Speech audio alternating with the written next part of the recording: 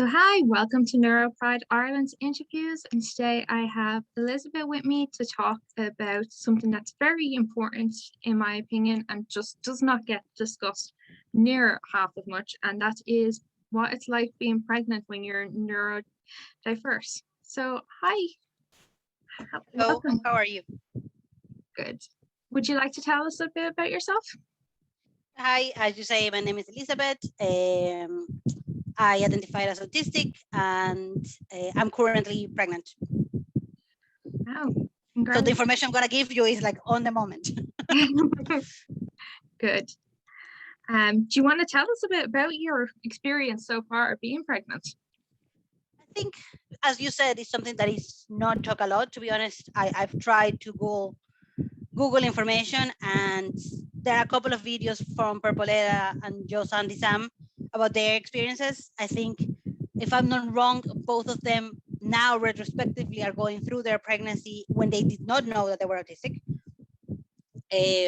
which is different once you know, because you can maybe help yourself in some ways to make things easier. This is my first pregnancy, and then it comes after having an autism diagnosis. So.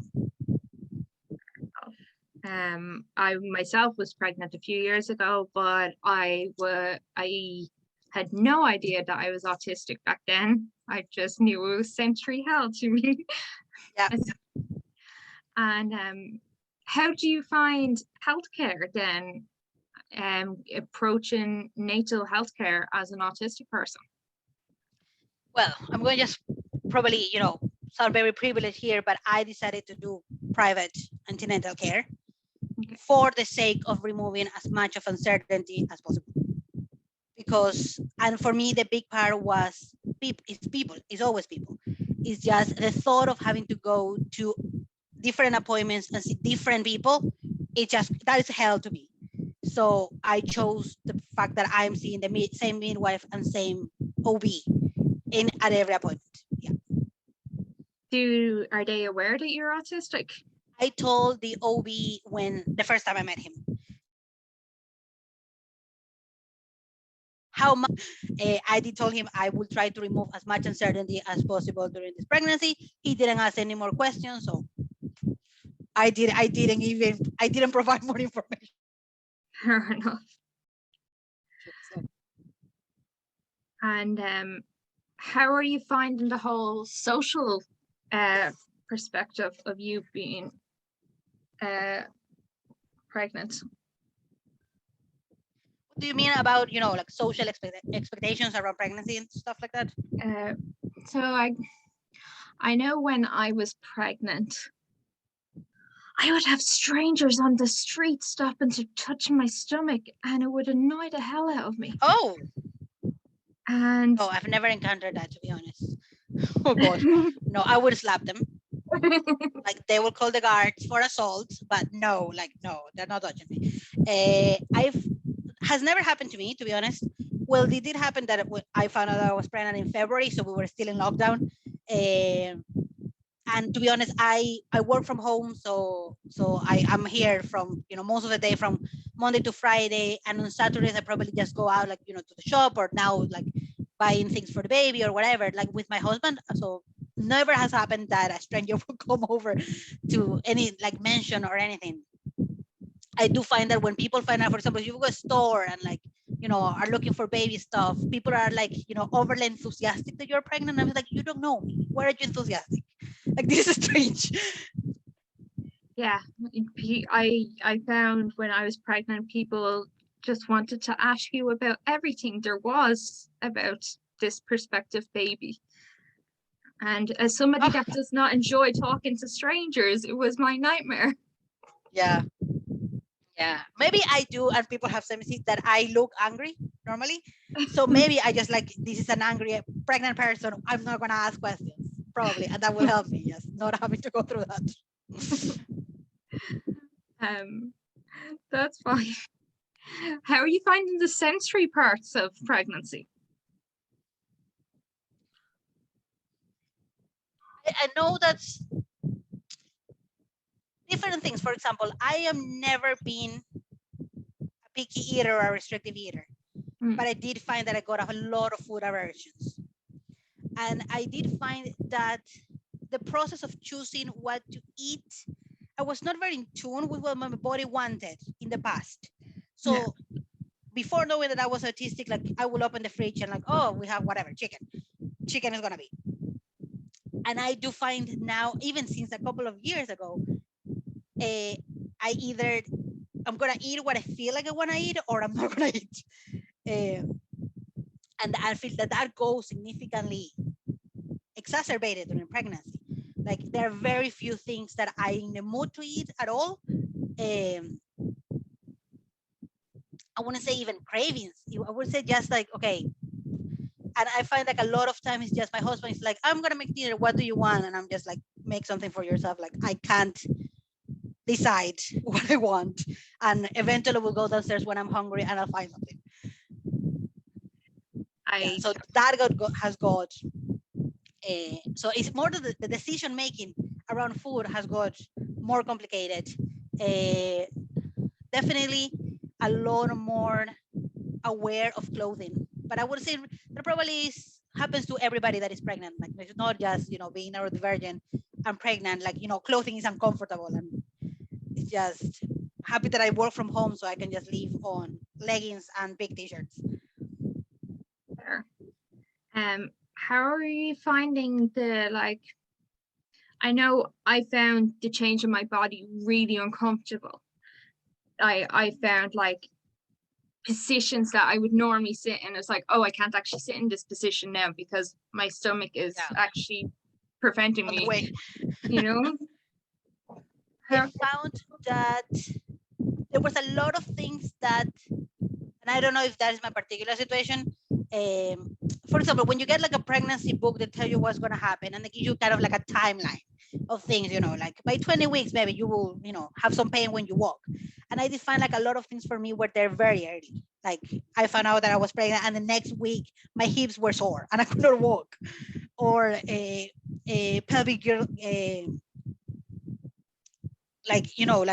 ligament pain in my lower abdomen very, very early. But thanks God that went away after a couple of weeks and hasn't come back. But it's just, it's that part of not knowing when things are going to happen. Because one day you wake up and then you're like, oh, I cannot walk today. Or suddenly you wake up and it's like, oh, I'm nauseous today. So I think it's just not being able to control those things. I know are exhausting. And obviously, like all my questions, you don't have to answer if you don't want to, but have you felt any kicking yet? Yes. It started quite like a little bit later than other people, to be honest. It's so constant now. I find that it's very strange experience. I do find that some people are like excited about feeling this, and at the beginning I was like horrified. I was like, what's going on? And like that's so strange. I would agree. Everybody told me it was the most beautiful feeling I would ever feel in my life. I would literally just be staring at my stomach like, stop, please, just stop. Yeah. Like do it once an hour to know that you're fine. Yeah. But don't do it constantly. And now, like, it's a bit later on. So I find out that the baby reacts to things that I eat. Yeah. So sometimes I eat something and get like, I don't know, very excited. The other day I think it was something sweet. And I was like, oh, maybe we should not try to eat that again. This got too much.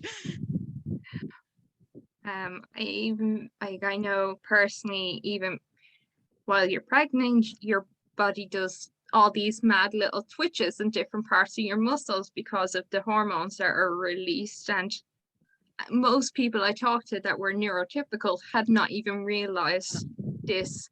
Whereas every neurodivergent person I had talked to was like, oh yeah, I would be staring at my leg doing a little twitch. I'd be staring at, I haven't realized. I did find that I got a lot of muscle pain, like muscle aches at the beginning. Have gone, they're not there at the moment, but it was just more like being sore. Like I find that I had run a marathon, but I was probably like eight weeks pregnant only, like something like that. I do find for me the biggest change, and I didn't like this at all, and thanks God it was only 4 weeks and I went away and hopefully it doesn't come back. It's around 10 weeks until 14 weeks. my brain went completely quiet. And it was horrific. And I was like, is this how neurotypical people are? Like, I don't like it. It's like, I need back my internal dialogue and you know, I need to process information by talking to myself. It felt so lonely because I don't know, I'm during the day, I'm alone at home, but I find that my brain keeps me company. Yeah. And that was completely gone. And I was like, oh no, this is so bad. I thankfully haven't experienced that because I think I would be the same and be like, no, what's going And on? it started at 10 weeks and it's like, oh my God, how I'm gonna make it 30 more weeks if there's nothing going on in my brain. Like I find that everything is slowed down. Like reality is slowed down, the day is slowed down, everything. And it was 4 weeks and he came back one day. I was like, okay, we're fine. Uh, so many autistic people have special interests. Yeah. Do you find when you're pregnant that any of you've developed any particular interest in anything related to your pregnancy? I think, you know, most pregnant people will do research, but I don't think that I have gone excessively. I think that I do try to control myself and not research everything, because I felt like when it's a special interest that you like, you are enjoying it. But if you're researching things about pregnancy, it can cause anxiety because there are so many things that could potentially go wrong or risks. So I do try to hold myself back and say, like, I do not need to know about that. I can call the doctor if something happens. That's good self-control. Fair play to you. I feel like, for example, for me, and I have heard both sides. Well, actually, I've never heard my side from a neurodivergent person. Maybe if this happened to you, that I used to be more or feel anxiety in my body before being pregnant, much more intense than now. And for some people, that is a side effect of like pregnancy hormones, that they actually calm you down. And in terms of the anxiety, my anxiety is significantly reduced. I can't say I experienced that. I had a very bad mental health decline during my pregnancy, but that sounds very pleasant. Yes. Do you feel like there's many supports for pregnant neurodivergent people? I have not even actually looked into that. I would assume that there aren't. Do you think we need specific supports? I think it would be good, even if it was just meeting other people who are neurodivergent and pregnant at the same time, because the experience is probably different. I think for me, especially the information that you get provided, like for example, like, you know, when you go and book into the hospital, they give you these massive books to read that I did try to read, but everything was so vague. So, for example, you know, you might experience food aversions. Okay, you know, tell me how, you know, how many people actually, is it 50%? Is 70%? Is it 90%? Like, don't tell me many people. Or you might, or, you know, there is a low risk for, I don't know, pregnancy diabetes. How much is a low risk? Like, those vague words to me mean nothing. And you know, it leaves me with more questions than any answers possible. So I do understand that the majority of the population is neurotypical, and then, you know, the books are made for the majority. But if there was a combination of communication styles might be better. I do find that a lot of information around pregnancy, like I'm a very factual person, a lot of the information is very emotionally based. And I'm like, this means nothing to me. I would agree. I struggled with that during pregnancy, and I do apologize for sitting here trying to open a cool pop. Oh, don't worry. The risk of a 4-year-old running in during an interview. But I would love to see, personally, I would love to see, even if it was on Facebook, a neurodivergent pregnancy group. There's Pregnancy. one that I'm on Facebook. Yeah. But to be honest, I find that it's in terms of like neurodivergent, well, it's autistic in pregnancy or something like that. But I do find that compared to other autistic-led group is much more quieter, but I do find a lot of the questions are related to pregnancy that you would get an answer in a different group. They're not so much about being autistic and pregnant. Not sure why. Yeah. I think now this is my experience, and I've heard similar from other neurodivergent people that I've talked to, because I have multiple neurodivergencies, and I find that a lot of my experience, that idea of not liking the feeling of the kick when I was told it was the most beautiful feeling in the world, or not relating to the emotional side of the books and stuff like that. It almost feels like you're a bad parent when you're saying those things out loud sometimes. It does not make you a bad parent, not at all. But as parents, we carry a lot of guilt anyway. And I think, especially like when I first looked at my child, I did not feel that immense happiness that you feel you're supposed to feel. You're supposed to feel.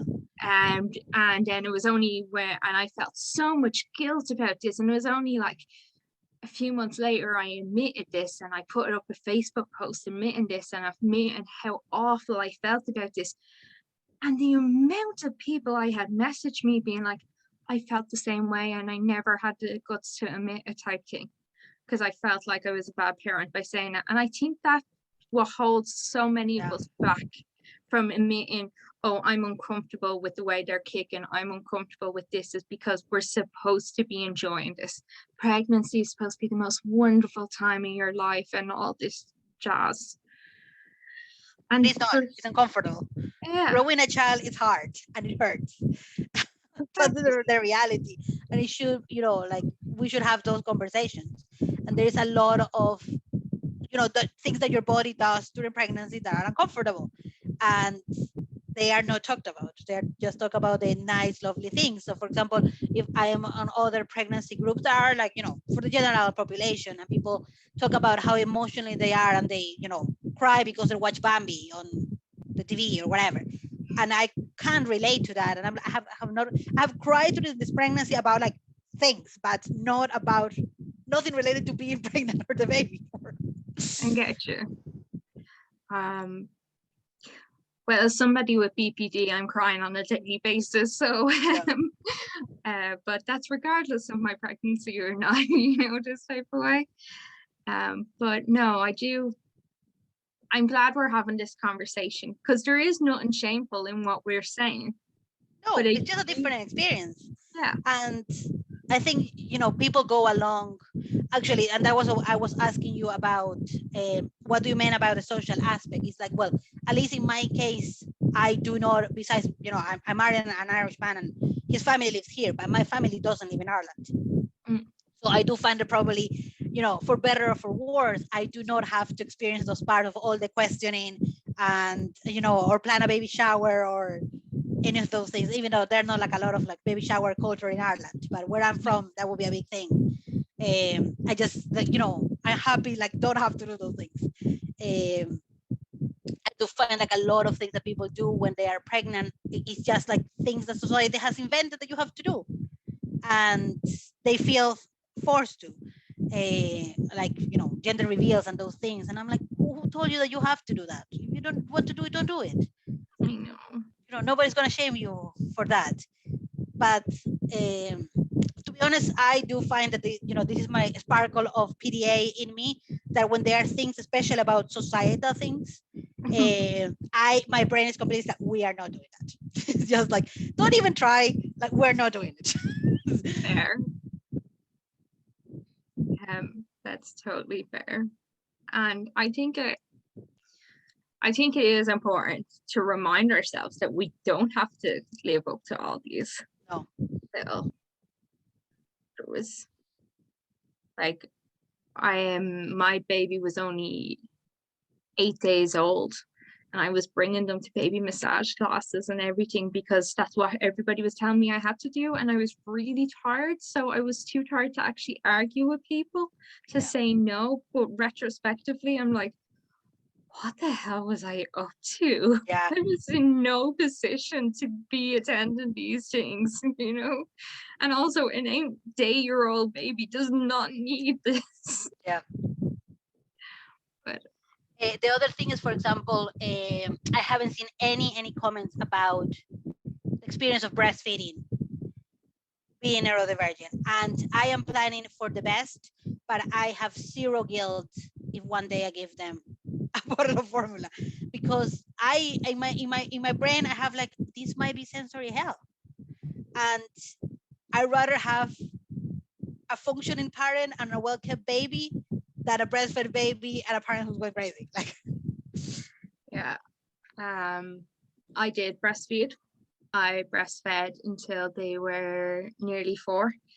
I cut it shorter than my plan was to allow them to stop. It was going to be child okay, medicine. whenever they wanted. Yeah, but I needed to start medicine ASAP, and it wasn't compatible, so I just had to stop. But it was quite sensory overload. I'm not gonna lie to you. There's days that it was more sensory hell than other days. Most days it was bearable, but there was days that I was like, nope, I can't do this. So it was like, daddy, walk around baby while I go hide in my bedroom for a few hours, you know. And that's like people talk about breastfeeding aversion when they're going through, but this was a total different level. Like, I went through breastfeeding aversion also, but the sensory overloadness of it just, yeah. I know from talking, I'm lucky that I do know a few neurodivergent parents, and I know I'm very privileged to have that little community within my own little sphere of friends. And I know from talking to them that they all feel the same way, that the aversion was totally different than the sensory overload. Aversion is like something that sort of gut clicks in your head. It's like, oh God, I'm just too tired for all this anymore. Where the sensory overload is like, oh, my skin is crawling, get away from me. Which sounds awful to say about a child and a baby, but like, there's limits that our bodies can take, especially as neurodivergent people, you know? So, you know, I'm preparing to do it, to try it. If it doesn't work, and that's it. I'm not going to kill myself for not being able to achieve it. You know, and especially I do find that, you know, this battle between people who are, you know, pro breast, let's say, and people who are pro bottle, neither of the sides are taking into account the neurodivergent perspective. No. And both parts of the conversation becomes a bit cultish, to be honest, that they cannot see the other point of view at all. And then my brain also does that. It's just like, no, this makes zero logical sense. So we're gonna take a logical decision here and let's try it. And if it doesn't work, and that's it. Yeah, no, you're right. And I'm glad that you sound like the type of person that totally knows your own boundaries and are strong enough to implement your own boundaries. Yeah. So I wish you all the best with that. And I hope that you do find whatever is the happiest for you. You are going to have guilt. There's not a parent that doesn't feel guilt. Yeah. But I hope you find the happiest for you. I do find that knowing that I'm autistic now, I do think that helps. I think that was, for me, that was the main reason why I went to seek a diagnosis at the time. We want to have a child, and I think there's a bigger chance that people will listen to me if I think that my child is autistic, if I am autistic. Yep. I didn't think that I was going to personally get anything out of it. I thought, like, I'm 32, what is going to change? But it has been significantly better for me. And I think I will be able to advocate for my child when I need to. Of course you would be. You definitely sound like the type of person that would be. And neurodivergent parents make the best advocates in my very biased opinion as a neurodivergent parent who is currently advocating for their child. So like, not for this reason, but for another reason. But before I finish, is there anything you would like to say that I haven't given you? We went through the sensor things, kind of like changes. I think it's everything. Perfect. Thank you so much for having this extremely important conversation in a way that will hopefully allow people to realize that it's not shameful and we can break the stigma around talking about this. And there is people you can talk to, and I would like to say there's places you can reach for help, but there's definitely people you can talk to. And it's not shameful to say any of this. So thank you so much for having this conversation with me. Thanks to you.